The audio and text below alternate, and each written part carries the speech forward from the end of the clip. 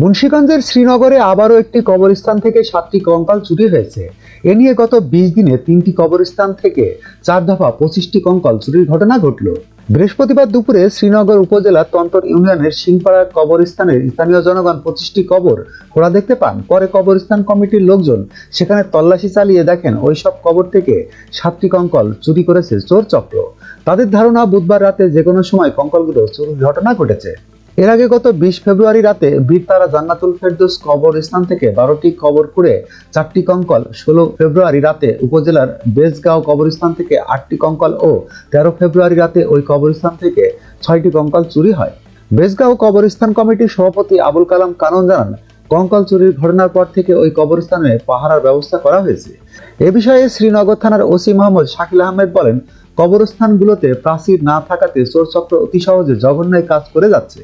কবর খুঁড়ে কঙ্কাল চুরি হওয়ার ঘটনাগুলো খতিয়ে দেখা হচ্ছে। SBD 24 সত্য প্রকাশে প্রতিশ্রুতিবদ্ধ। চ্যানেলটি সাবস্ক্রাইব করুন।